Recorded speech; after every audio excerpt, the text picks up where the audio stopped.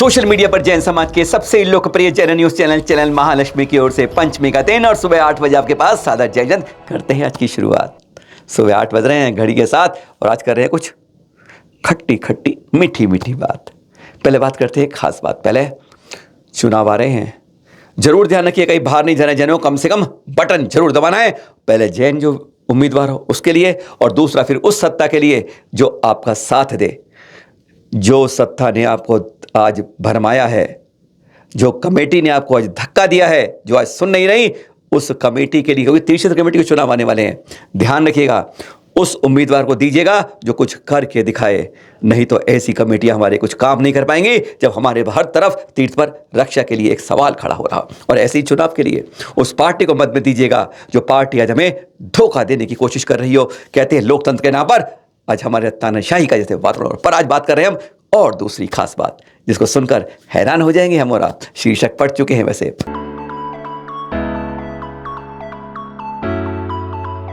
वैसे आपको बता दें, जब हम प्रधानमंत्री मोदी जी को जो हमारे लोग जाते हैं ना आमंत्रित करने के लिए, तब जब उनसे कोई तीर्थ की बात करने लगे ना अपनी गिरनार जाति की, तो कहते हैं कि आप आमंत्रण भी मत दीजिए। और अगर उनके सामने हम कोई तीर्थ की बात कर देंगे तो वो कहते हैं उससे पहले वो उठ के चले जाएंगे। ये आज की बात नहीं है, आज से कई सालों से यह बात चल रही है।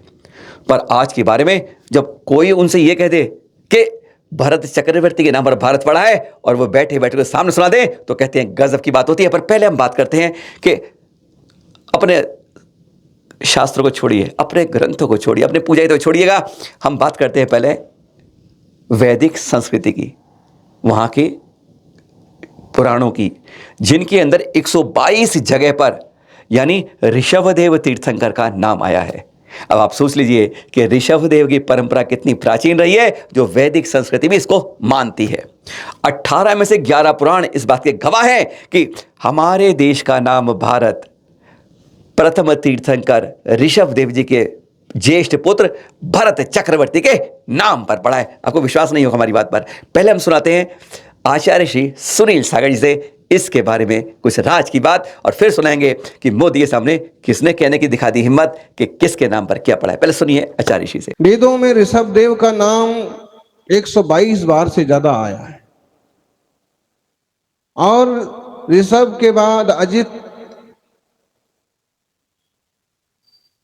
नेमिनाथ और महावीर का नाम भी आया।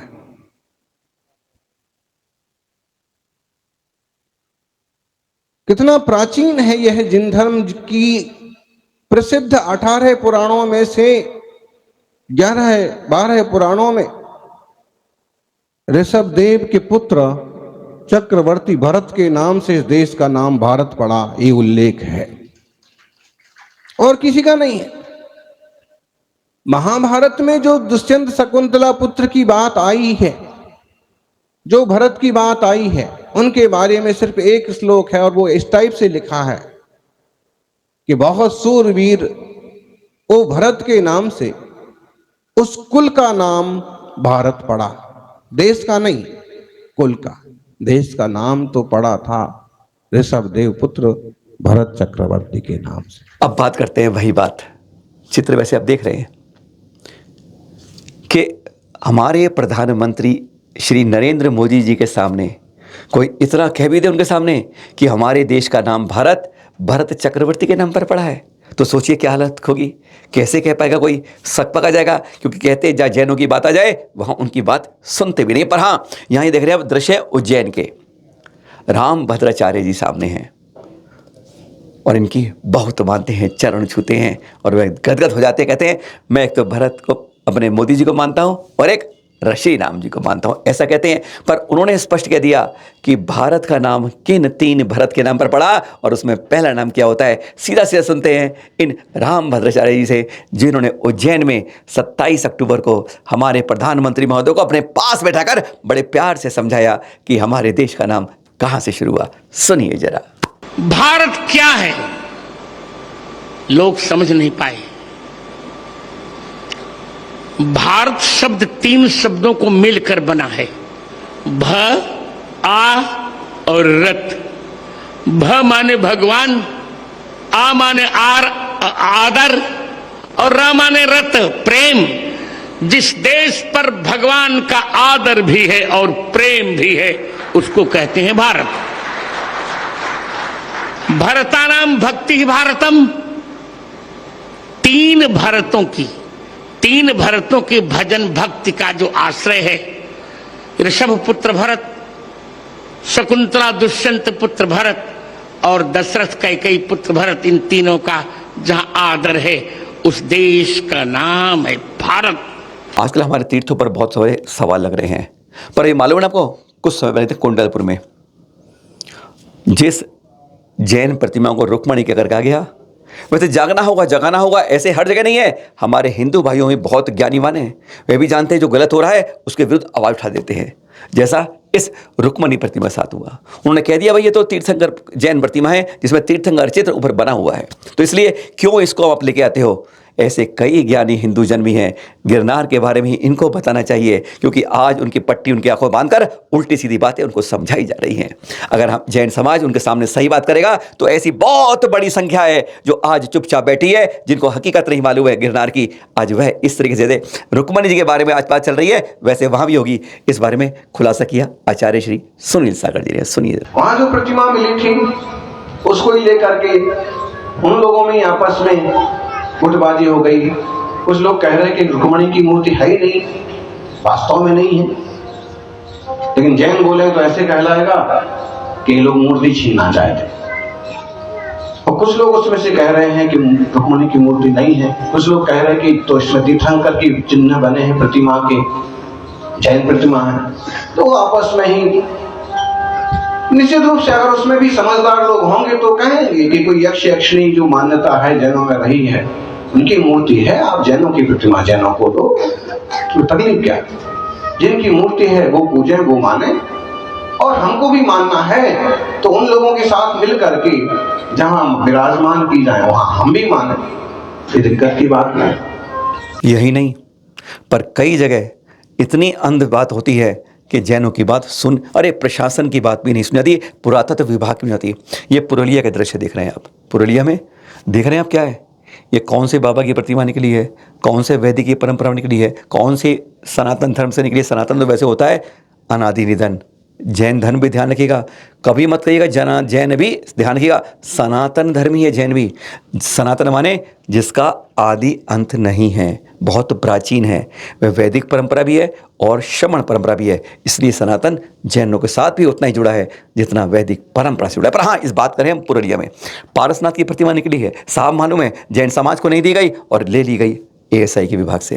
यानी इस तरीके से जब चलती है बात तो बहुत अफसोस लगता है, कहीं ना कहीं हमारी कमेटियों की कमजोरी पता चलती है, सरकार की कमजोरी चलती है, और लगता है कि आज भी वह अंधेर गर्दी चल रही है, जागरूकता की कमी है, पहचान की कमी है। जैनों ने अपनी पहचान तीर्थंकर की पद्मासनों की खड़गासन पर हो गए, आज तक समाज में जैसे उसकी बात नहीं है, नहीं तो उंगली रखते बदलती है, अरे ये तो तीर्थंकर प्रतिमा है। इस बारे में आचार्य श्री क्या कहते हैं, सुनिए जरा। बोले कहीं एक खुदाई में तीर्थंकर की प्रतिमा प्राप्त हुई और अमुक तमुक लोग उसको फटाफट उठा करके ले गए, हमें खुदाई में मिली है, हम रखेंगे, हम पूजेंगे। श्रावकों ने उन्हें समझाया भी भाई कि आप तीर्थंकर प्रतिमा का कैसे क्या करेंगे, नहीं हमें मिली है। अभी तुम्हें मिली है तो आप इसकी पूजा की पद्धति वगैरह जानते हो, नहीं हम तो रखेंगे, अपने हिसाब से करेंगे। ऐसे नहीं होता है।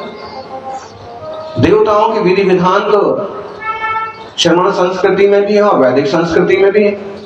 वैदिक संस्कृति में तो कुछ और ही जाना है कि कौन से देवताओं को किस ढंग से क्या वस्तु चढ़ाना, किस ढंग से अभिषेक करना कि नहीं करना, उनके बैठने की ऊंचाई का आसन कितना ऊंचा होगा, कितना बड़ा होगा, ये सारी बातें अब आप न समझी में और उन्हें ले जाओ और मालूम पड़ा कि उनकी सेवा की बजाय उनकी आसाधना हो गई और तुम्हें फायदा होने के बजाय नुकसान हो गया। अब आप कहोगे पूजा तो कर रहे थे, हमें नुकसान क्यों हो गया, हमारी खेती चौपट क्यों हो गई, पानी क्यों नहीं बरसा। कहीं ना कहीं उनकी पूजा आराधना में कोई भूल हो रही है और उनकी सेवक देवी देवता तुमसे रुष्ट हो गए। यही बातें हैं जो व्यवहारिक रूप से समझने जैसी। अब बात करते हैं 11वें तीर्थंकर श्रेयांसनाथ जी की कर्मस्थली जन्मभूमि की। जी हाँ, श्रेयांस जाते हैं ना वहाँ पर, वहीं मंदिर के पास एक बड़ा स्तूप है, ये वाला देखते हैं। कोई कहता है बौद्ध स्तूप है, कोई कहता है अशोक जी का स्तूप, हाँ अशोक जी ने बनवाया है, बात सही है, पर ये स्तूप कौन सा है? इसके ऊपर जो बने हुए हैं ना, आप कहते हो 3 शेर, वास्तव में 4 शेर होते हैं, एक पीछे भी होता है। जिस एंगल देखते हैं आपको 3 दिखाई देते हैं। हमारे अशोक स्तंभ से हमारे हर जगह आज गौरव में रूप में बनता है। नीचे 24 रूप से धर्म चक्र बना है, 24 तीर्थंकर, कोई कहता है 24 पैगंबर है, कोई कहते हैं 24 बुद्ध के हैं। गजब गजब की बात है जो अपनी भाषा बताए, क्योंकि हम अपनी बात को, जानकारी को समाज तक पहुंचा नहीं पाते, उसको इतना नहीं फैला पाते हैं कि कोई उसको दूसरी जगह लिखने की गलती ना कर सके। बड़ा अफसोस होता है जब अपनी ही पहचानों को दूसरे नाम से पुकारा जाता है।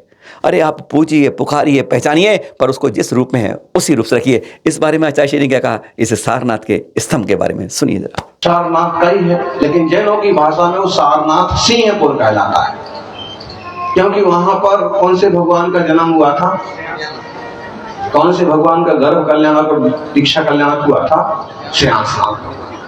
आज भी उनका मंदिर बना हुआ है, और जस्ट उनके मंदिर के बाहर ये सारी चीजें हैं। ये 3 शेर नहीं है, 4 शेर है, और उसका एक मूल कारण है कि वहां महावीर भगवान का कभी समोषण आया था।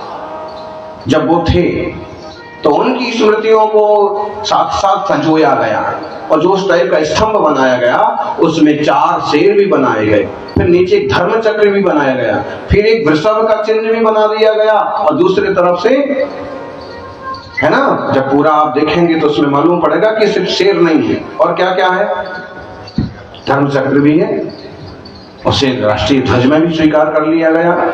उसमें 24 तीलियां, 24 आरे हैं, 24 तीर्थंकर का प्रतीक है।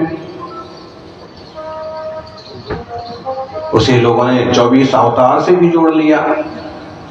बुद्ध जो अकेले एक ही हुए हैं, 24 बुद्धों की कल्पना करके 24 बुद्ध से जोड़ लिया गया। पैगंबर जो थोड़े हुए हैं, 24 पैगंबर की कल्पना करके उनसे जोड़ लिया। जोड़िए, कोई बात नहीं, लेकिन उनको गंभीरता से समझिए। जो 4 जो शेर हैं, 3 नहीं है, 3 दिखते हैं। फोटो जब खींचा जाता है या उसकी कोई मुद्रा बनाई जाती तो 3 दिखते हैं, 2 इधर और एक सम्मुख, हैं 4।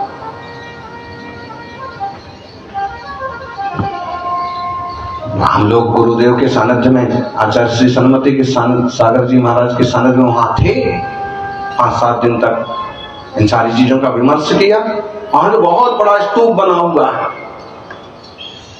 लोग तो जिनका प्रभाव है भाई उनके नाम से जोड़ देते हैं, बुद्धों का स्तूप है। वास्तव में स्तूपों की परंपरा जैनों में रही है। गौतम बुद्ध ने मूर्ति के लिए एकदम स्पष्ट मना किया, मूर्ति पूजा के लिए। बाद में धीरे धीरे मान्यता आ गई उनके यहाँ, स्तूपों की मान्यता मूलतः जैनों में रही, फिर उनमें भी पहुंच गई। आशय समझना कि कई बार लोग जो है चीजें बदल देते हैं, घिस देते हैं, लेकिन ऐसे प्रतीक जीवंत रखना चाहिए। भले आप उन्हें, उस चिन्ह को अशोक का बनाया हुआ स्तंभ कहें, अशोक नहीं बनवाया है, क्योंकि अशोक भी प्रारंभिक काल में जैन ही थे, बीच में बुद्ध बन गए, बाद में फिर जैन बन गया, आखिर में मर्त्य बन गए। स्त्रियों के प्रभाव में क्या नहीं होता। तो उन्हें एक रानी ऐसी मिली जिसके प्रभाव के कारण से वो बीच में, लेकिन फिर भी अहिंसा को नहीं भूले। यही नहीं, जगह जगह पर हमारे जिनालयों, कुछ कहते हैं मंदिर, हमेशा आप अपने मंदिर को जिनालय कह के उनकी अलग पहचान बनाना शुरू कर दीजिए। कहीं आप बोर्ड लगाते हैं, कहीं पहचान लगाते हैं, तो अब आगे उसको जिनालय लिखिए। पहले चैत्यालय से, जिसे अपने मंदिर में कहीं ये ना हो कि उसे बदला जाए, पहले ही पहचान में जिनालय रखा जाए। ये हमारे आचार्य सुनिए बार बार कहते हैं। अपने तीर्थों में, अपनी मूर्तियों में, यानी उनमें जैसे 2 हाथ हैं, 4 हाथ लगाने हो तो जोड़ दिए जाते हैं, और कोई रूप जोड़ जाता है। जोड़ने में माहिर है हमारा देश, क्योंकि चीज़ किसी की और हो, मेड इन इंडिया तो हम बड़े खूबसूरत लिखते हैं। बस वही बात है, आज हमारे तीर्थों को किस तरह बदला जा रहा है कई जगह, और आचार्य इस बारे में स्पष्ट बताते हैं। आज चिंतन आदि में हमें यही करना है, अपने चल अचल तीर्थों की सुरक्षा कैसे करनी है, इस बारे में गंभीर रूप से सोचना होगा हम सभी को। सुनिए जरा किस तरह आचार्य बता रहे हैं अपने तमिलनाडु के तीर्थों के बारे में, और चाहे उदयगिरी खंडगिरी की बात हो। सुनिए जरा क्या वैभव रहा है। 2000-2500 साल वर्ष पहले तक भी कैसा वैभव रहा है। कितने सारे प्राचीन मंदिर जो दूसरी दूसरी मान्यताओं में तब्दील हो गए हैं, वो कभी दिगंबर जैन मंदिर रहे हैं। वीतरागी प्रतिमाएं आज भी विराजमान है। आज भी लोग उन पर तरह तरह के आभूषण लगा देंगे, नकली हाथ लगा देंगे, किसी तरह का कोई और आकार बाहर से जोड़ देंगे, लेकिन असल में वह प्राचीन प्रतिमाएं हैं, जैन प्रतिमाएं हैं, और इतनी घिस गई कि सिर्फ आकार दिखता है पद्मासन मुद्रा में।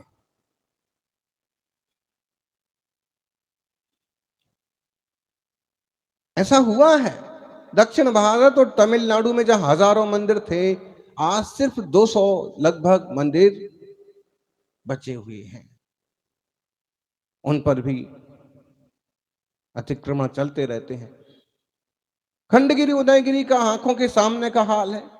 पिछले कुछ वर्षों में वहां पर इस तरह का उपद्रव चालू हुआ कि तीर्थंकर मूर्तियों को रंग दिया गया, दूसरी तरह की मान्यताएं चालू हो गई।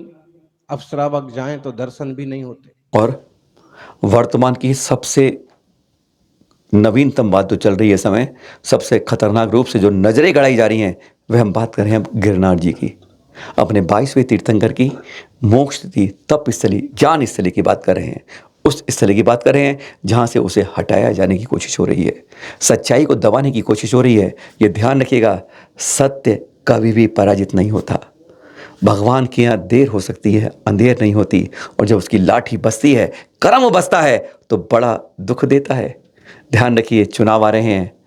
चुनाव में आपको बता दें, पिछली बार भी लगभग 10 से 20 से 25 सीटें मध्य प्रदेश में, इतनी लगभग राजस्थान में और आधी छत्तीसगढ़ में। इन सीटों में अंतर 100, 200, 250, 500, 1000 तक रहा था। इसलिए यह मत सोचिएगा कि जेएनयू की ताकत कम है। 1000 वोट इधर से जाके उधर जाता है तो जीत का अंतर दुगना बढ़ जाता है। इन सीटों पर बदल जा सकता है। अपनी ध्यान रखिएगा बात कि हमें किस जगह वोट देना है, किसको देना है, क्योंकि यही होता है 100 सुनार की और 1 लोहार की। क्या कहते हैं आचार्य श्री, सुनते हैं जरा। गिरनार जी को तो एकदम सामने अभी चल ही रहा है। और एक पूर्व सांसद तो इस तरह से, इतनी कठोरता से, इतने गंदे शब्दों में पेश आ रहे हैं कि कल्पना नहीं की जा सकती।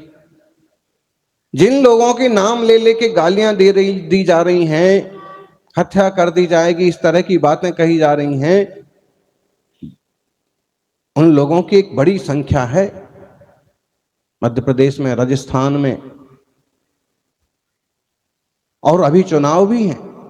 और अगर इस तरह के उपद्रव से उन सबके सिर फिर गए, अपने को बार बार गालियां सुनकर के, अपने गुरुओं को गालियां सुन करके, अपने तीर्थों पर अतिक्रमण देख करके उनका मन दुखा, तो वो जिस पार्टी को हमेशा से वोट देते आए हैं, समर्थन करते आए हैं, उससे मुंह फेर लेंगे और बहुत बड़ा नुकसान उठाना पड़ेगा। ऐसे में उस पार्टी के बड़े लोगों का भी कर्तव्य बनता है कि कम से कम इस वक्त उस आदमी का मुंह बंद करें, कम से कम सरकार चुनाव तो हो जाने दें।